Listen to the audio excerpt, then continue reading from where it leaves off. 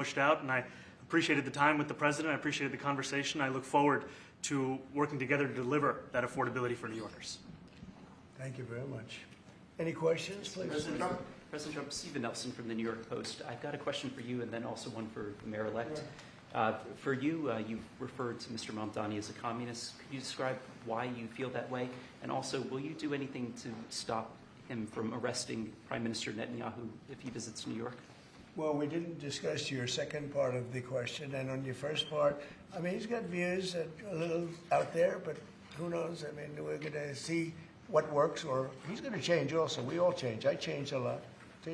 From when I first came to office. It's now quite a while ago. It's quite a while. My first term was great. We had the greatest economy in the history of our country. We're doing even better now. We're doing much better now than we did even the first term.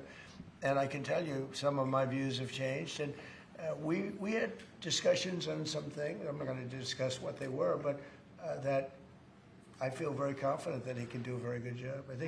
I think he's going to be. I think he is going to surprise some conservative people, actually, and some very liberal people. He won't surprise them because they already like him. And for Mr. Mamdani, it sounds like you had a productive discussion, but just days ago you referred to President Trump as a despot who had betrayed the country. You said you would be his worst nightmare and accused him of having a fascist agenda. Are you planning to retract any of these remarks in order to improve your relationship? I think both President Trump and we are very clear about our positions and our views, and what I really appreciate about the president is that the meeting that we had focused not on places of disagreement, which there are many, and also focused on the shared purpose that we have in serving New Yorkers. And frankly, that is something that could transform the lives of the 8.5 million people who are currently struggling under a cost of living crisis, with 1 in 4 living in poverty. And the meeting came back again and again to what it could look like to lift those New Yorkers out of struggle and start to deliver them a city that they could do more than just struggle to afford it, but actually start to live in it. And I've been called much worse than a despot, so it's not that insulting. Maybe I think he'll change his mind after we get to working together. Yes, please. Mr. President, I'm from MTV Lebanon. Good. I would like to ask you a question about the Middle East regarding you said that Hezbollah in Lebanon is not in a good position. And Lebanon now is the final unresolved after Gaza and Syria. Given your assessment, like what do you say for the Lebanese today? It's the independent state in Lebanon. And what is your next move to push toward disarmament? The disarmament. Sure. Well, we are pushing for total disarmament of Hamas and, frankly, everybody else. And we actually have peace in the Middle East. As you know, the King of Saudi Arabia just left yesterday. We had some great meetings, and he's made a contribution toward the United States of more than $1 trillion. We have now over $20 trillion coming in. No country has ever had anything like that, not even close. If you go to 2 trillion or 1 trillion, it's a lot. We have 20 or 21 trillion dollars. I think that Hezbollah has been a problem in Lebanon, big problem. We're working with Lebanon. We're working with everybody in the Middle East. That's another thing I think we have in common. We want to see peace in the Middle East, and we actually have now, for the first time, peace in the Middle East after 3,000 years. And now we're going to refine it, and I think you're going to see some very positive things happen. There is a potential to invite the Lebanese president. Oh, sure. Oh, I would do that, absolutely. And if the mayor would like to be here for that meeting, because I know he feels very strongly. I think you feel very, very strongly about peace in the Middle East. I think we desperately want it, and that's something that I shared with the president, that when I spoke to New Yorkers who had voted for the president last November on Hillside Avenue and Fordham Road, I asked them why. I heard again and again 2 major reasons. One was that they wanted an end to forever wars. They wanted an end to the taxpayer dollars we had funding violations of human rights, and they wanted to address the cost of living crisis. And I appreciated the chance to discuss both of those things. He said a lot of my voters actually voted for him, and I'm okay with that. I'll do that. I'll sign it. Give it to me. I'll sign it in a minute. That's pretty good. Mr. President. Yeah, please. You threatened to send federal troops to New York City. You both have differences when it comes to ICE agents in New York City. Mr. Mamdani, you've called ICE a rogue government entity. I wonder how you reconcile your differences on both of those issues. Well, I think we're going to work them out, and I think that if we have known murderers and known drug dealers and some very bad people, we want to get them out. And the mayor wants to have peace. We discussed this at great length, actually, maybe more than anything else. He wants to have a safe New York. Ultimately, a safe New York is going to be a great New York. If it's not safe, no matter how well we do with pricing and with anything else, we can talk about anything you want. If you don't have safe streets, it's not going to be a success. So we're going to work together. We're going to make sure that if there are horrible people there, we want to get them out. I think he wants to get them out maybe more than I do. So we'll work together. We discussed it at great length. Yes, please. Yeah, two questions, if I may. One for you, Mr. President, from BBC in a second. But first of all, for the mayor-elect. You're both from different parts of the political spectrum. You're both populists, though, and I just wonder to what extent the president's campaign style, his techniques, his social media use inspired any part of your campaign. Well, I actually told the president that, so much of the focus of our campaign has been on the cost of living crisis. And when we asked those New Yorkers who had voted for the president, when we saw an increase in his numbers in New York City, that came back to the same issue: cost of living, cost of living, cost of living. And they spoke about the cost of groceries, the cost of rent, the cost of Con Ed, the cost of childcare. And too often politicians are looking to lecture to New Yorkers what they should care about as opposed to listen. And when we spoke to those voters who voted for President Trump, we heard them speak about cost of living. We focused on that same cost of living, and that's where I am really looking forward to delivering for New Yorkers in partnership with the President on the affordability agenda. And I think we have to work a little bit. We talked about Con Edison. We have to work a little bit on getting the prices because, we've gotten fuel prices way down, but it hasn't shown up in Con Edison. And we're going to have to talk to them. If we're sending them fuel at a much lower price than it was a year ago, which is true, we have to get Con Edison to start lowering the rates. Absolutely. And if I may, last week you told me you were pushing ahead with your plans to sue BBC for up to $5 billion. You were going to speak to Prime Minister Starmer as well. Is there any progress or any updates on those issues? Well, we get along very well with the Prime Minister. We made a deal with UK. I like him. He's a fine person. And, I think they have some big energy problems. They've got windmills all over the place. They're going to have to start using other methods because their energy is out of control. Talking about in the UK, it's out of control. And he's got that problem. He's got a big immigration problem, as you know, and he's got a big energy problem. And we talk about it. He's a good man. Prime Minister's a good man. You had a chance to speak this week. I haven't spoken this week. Mr. President, have you spoken to President Zelensky, or do you intend to Who? speak to President Zelensky about your plan? Are you going to meet with him? I've spoken with their people. We have a plan. It's horrible what's happening. It's a war that should have never happened. It would have never happened if I was president, and it's a shame. And I thought they should have acted quicker. But it's a cold winter, and a lot of the you talk about utilities, but a lot of the big energy-producing plants have been under attack, to put it mildly, to put it nicely. We have a way of getting peace, or we think we have a way of getting peace. He's going to have to approve it. Just so sad, so many people. Last month they lost 25,000 soldiers. This is something, we haven't seen anything like this since the Second World War. They're averaging 6,000 or 7,000 a week between the two of them, dead soldiers. And it goes on, and I think they're getting reasonably close. But I don't want to predict. I would have said that would have been one of my early ones. I did 8 peace deals of countries, including in India, Pakistan. You could even go, in fact, they're coming here in a week or two, go to the Congo and Rwanda. That was 10 million people dead. And we worked something out on that, but so many. And the one I thought would have been, for me, because I have a very good relationship with President Putin, I thought that would have been maybe quicker. But it does take 2 to tango. And now you just see all the death. And, it doesn't affect us other than the fact that we don't want to see all those people that really, it's on the other side of the ocean. It's a war that should have never happened. It did happen. I blame the person also sitting right behind this desk.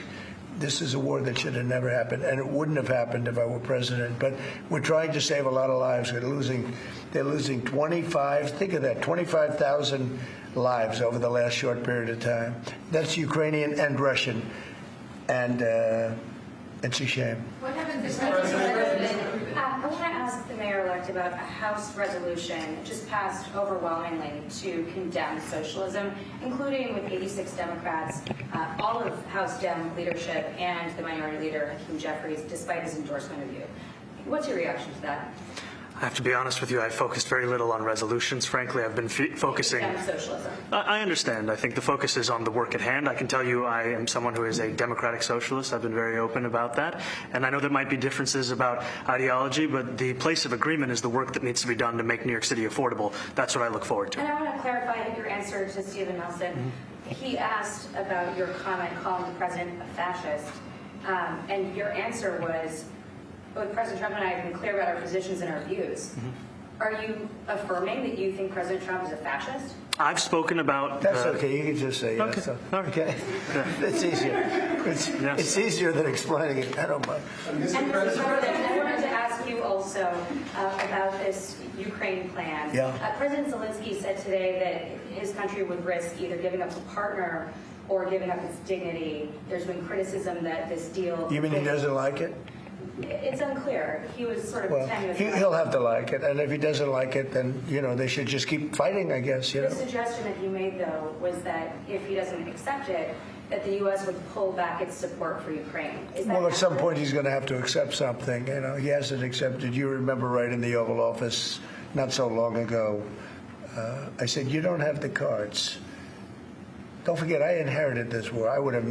This war never would have happened. I inherited this war. And I thought he should have made a deal a year ago, 2 years ago. The ultimate deal would have been if it never started. That would have been the good deal. That could have been done, too, if you had the right president, but you didn't have the right president. Mr. President, cost of living is something that you and Mr. Mamdani seem to agree on. Right. Democrats have run New York City for a long time, Mr. Mamdani. Do you see Democrat policy specifically as being a problem? And I'd like that to be a question that both of you could answer in New York City.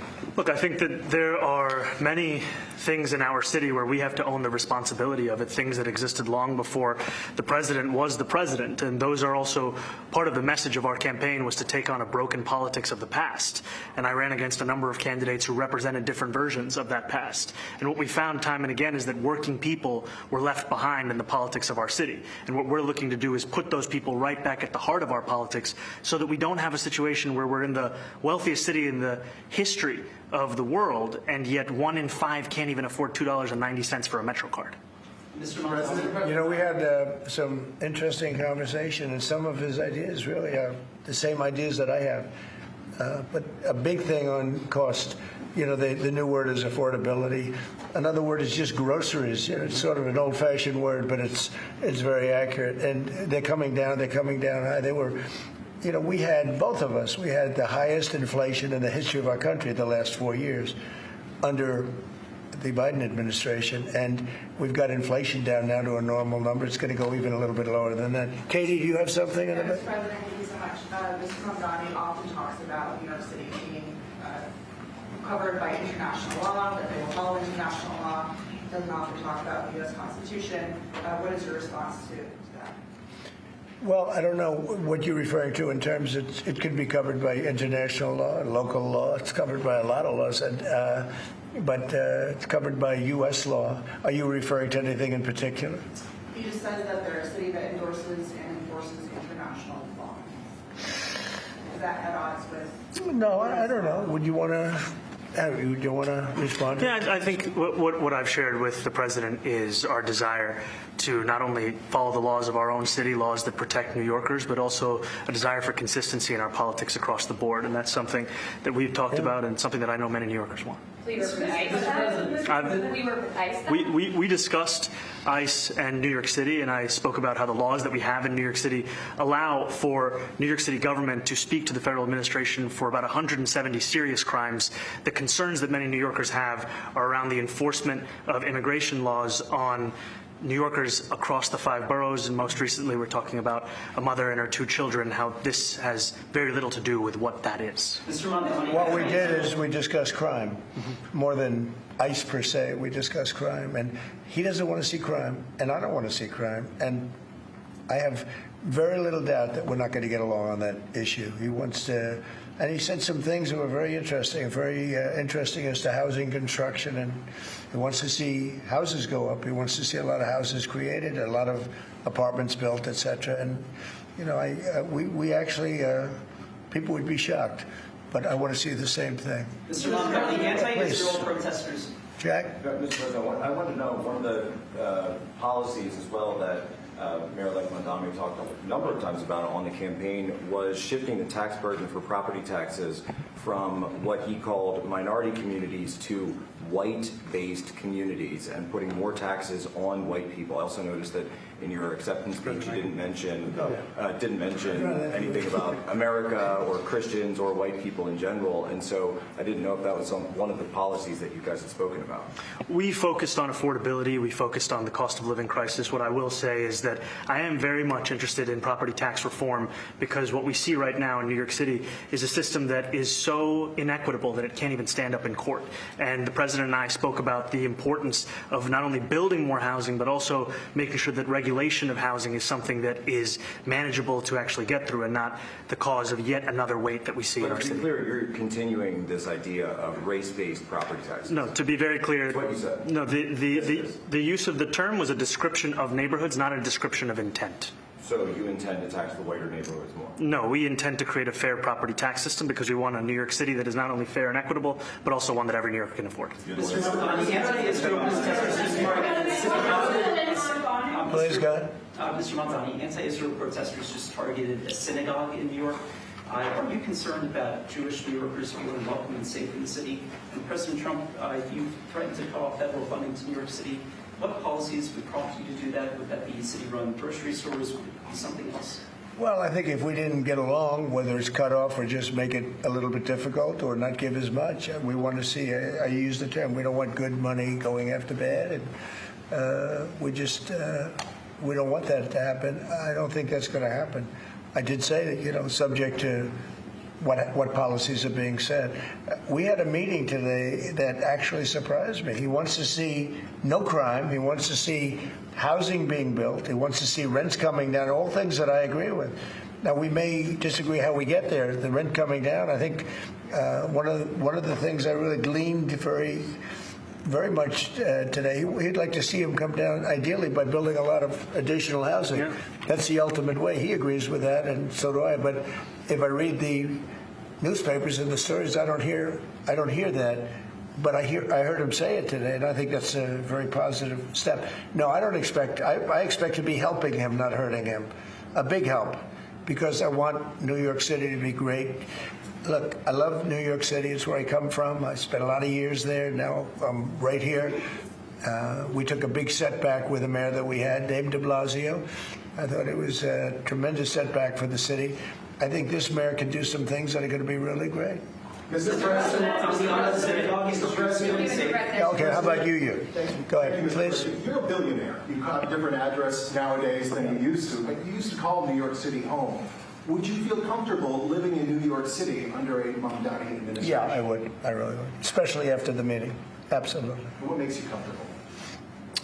We agree on a lot more than I would have thought.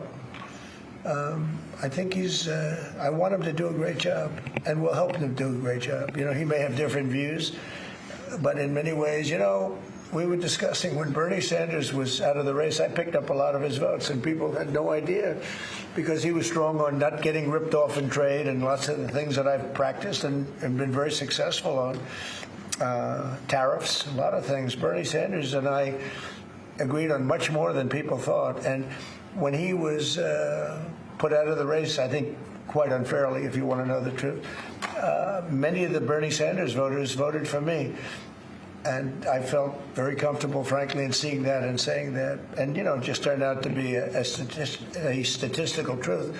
But, no, I feel very comfortable. I would feel very, very comfortable being in New York, and I think much more so after the meeting. Yes, please. Thank you, Mr. President. I have a question for you, but a very quick one for Please. the mayor. Why did you fly here? Aren't trains greener?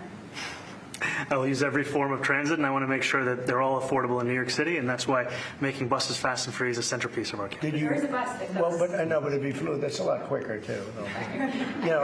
He's working very hard. For him to be, that's a That's a very long drive. I'll stick up for you. You know, the plane takes you 30 minutes and driving takes you a And long Mr. time. President, I was wondering if you could clear up some confusion around a Washington Post report. There was this explosive report that the Coast Guard is no longer going to characterize swastikas and nooses as hate symbols. DHS called that a lie and fake news. Can you clear up? I don't know anything about it. When was this written? I think yesterday. Well, look, the Coast Guard's an incredible group of people. I know them very well. We just ordered a lot of new Coast Guard cutters, beautiful, the most magnificent ship. They look like yachts with lots of guns on them. So I don't know. I haven't seen any report like that, but certainly we want them to remain a great force, and they are. Mr. President, and you did a piece in all the 9 months Yes. around the world. I would like to ask Mr. Mamdani, you've accused the U.S. government of committing genocide in Gaza while President Trump was working on peace. Why that? I've spoken about the Israeli government committing genocide, and I've spoken about our government funding it. And I shared with the president in our meeting about the concern that many New Yorkers have of wanting their tax dollars to go towards the benefit of New Yorkers and their ability to afford basic dignity. And what we see right now is we're in the 9th consecutive year of more than 100,000 school children being homeless in our city. And there's a desperate need not only for the following of human rights, but also the following through on the promises we've made to New Yorkers. And I appreciated the meeting we had and the work that we can do. Do you agree that President Trump did do a peace and work hard to make the peace? Because he worked hard to do the peace in the Middle East and everywhere. Do you agree with that? I appreciate all efforts towards peace, and I shared with President Trump that when I spoke to Trump voters on Hillside Avenue, including one of whom was a pharmacist that spoke about how President Trump's father actually went to that pharmacy not too far from Jamaica Estates, that people were tired of seeing our tax dollars fund endless wars. And I also believe that we have to follow through on the international human rights, and I know that still today those are being violated, and that continues to be work that has to be done no matter where we're speaking of. Mr. Mr. President. President, thank you, Mr. President. Do you view the mayor-elect as the true leader of the Democrat Party? And do you think Leader Schumer's and Leader Jeffries, have to follow his lead? Well, look, I hope they have great leaders. This is a man that right now I think is focused on New York City.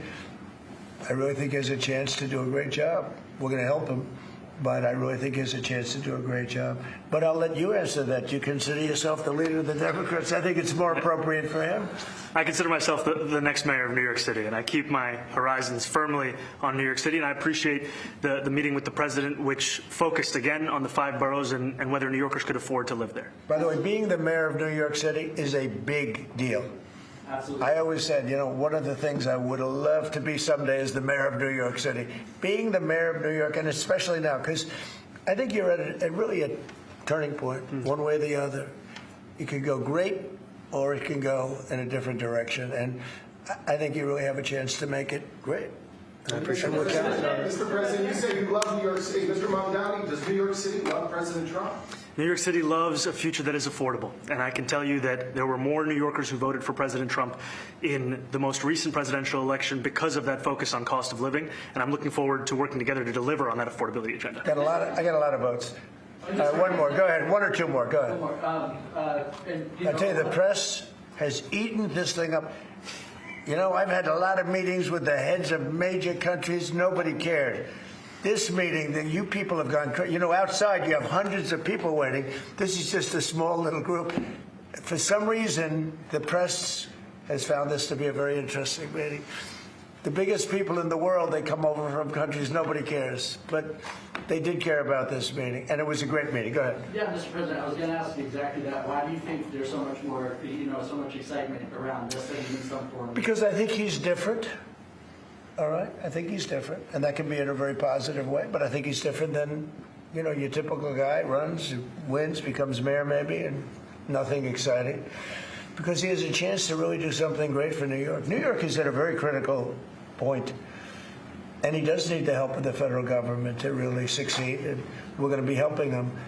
But he's different than, your average candidate. He came out of nowhere. I said he has a great campaign manager standing over there.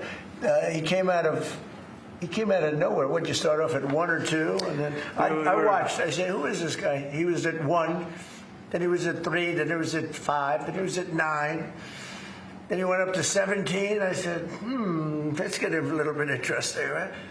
And then all of a sudden he wins a primary that nobody expected he was going to win. It's a great a great tribute. I mean, it's an amazing thing that he did. And I'll just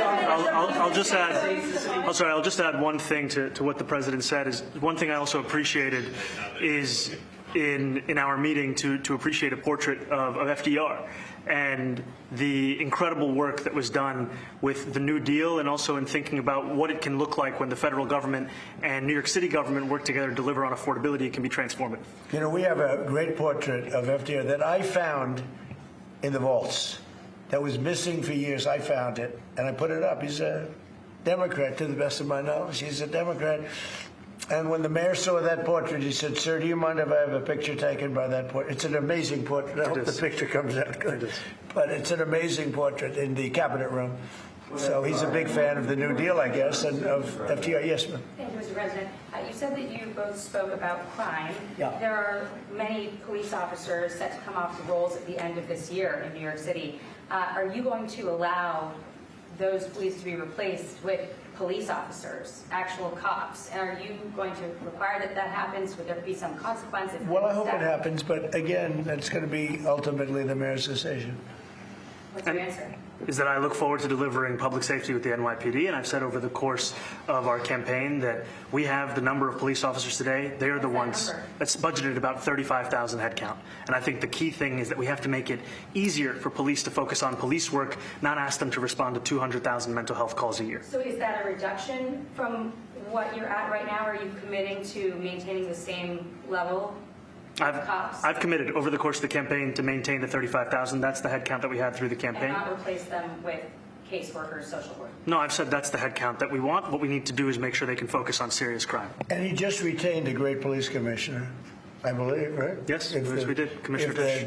If the newspapers are correct. That one they're correct about. He retained, I think, somebody that is she's a good friend of some of the people in my family, of Ivanka, and they say she's really good, really competent, and he just retained her, so that's a good sign. Are there still topics that you see that you're disagreeing on in the future, and do you think you'll have more meetings like this? There will be topics that we disagree on. I think we'll probably come to a conclusion, and ultimately he'll convince me, or I'll convince him. You know, it's for the good of New York. Ultimately, it's for the good of New York. I don't care about affiliations or parties or anything else. I want to see if this city could be unbelievable, if he could be a spectacular success, I'd be very happy. Do you think you guys will meet more in the future, too? Excuse me? Do you think you'll meet again in the future, throughout the administration? I think we will. Yeah. I think we will. I hope we do. I enjoyed the meeting. We had a great meeting. Please. Mr. President, Republican Elise Stefanik has campaigned multiple times by calling Zohran Mamdani a jihadist. Do you think you're standing next to a jihadist right now in the Oval Office? No, I don't, but she's out there campaigning, and you know, you say things sometimes in a campaign. Isn't that sort of She's a very capable person, but you really have to ask her about that. But no, I don't particularly. I think I met with I met with a man who's a very rational person. I met with a man who really wants to see New York be great again, and I can say again, because New York was great. You know, when I came down to Washington initially, the city was so hot. It was doing great. We were having some telltale signs of problems. We had a mayor that was not doing a great job, but still, it was moving along. And it went bad. It really went, you know, pretty bad. And I think it's been at lower points, but it went pretty bad. I think he can bring it back. Now, the question is, will he bring it back all the way? Will he bring it back greater than ever before, which is, I guarantee, that's his wish. I think he wants to make it greater than ever before. And if he can, we'll be out there cheering. I'll be cheering for him. Okay? Thank you very much, everybody. You chose not to answer the question about the city hall protesting. Thank you very much. Oh, no, I care very deeply about Jewish safety, and I look forward to rooting out anti-Semitism across the 5 boroughs and protecting Jewish New Yorkers and every New Yorker who calls the City Hall. Mamdani and President Trump at the White House, and who would have seen that one coming? The President said you'd be surprised about how great the meeting was. He said he'd be very comfortable to live in New York City under Mamdani, and he said the mayor-elect could do great things. They talked about what they agreed on, and based on the way they were talking, they agreed on just about everything. They talked about cost of living. They talked about ICE. The president said they could work out the issues. They said they both wanted peace in the Middle East, and that they agreed on housing and property tax reform. Each really spoke to the other. in a way that perhaps none of us saw coming. So there is, at least for now, between President Trump and Mayor-elect Mamdani, agreement. And that's what they say they were focused on what they agreed upon. We're going to have much more coming up at 5. Jessica Moore is going to be live at the White House. And we'll have the full wrap-up with Marsha Kramer. That's on CBS 2 News beginning at 5. I'm Dick Brennan. This has been Breaking News.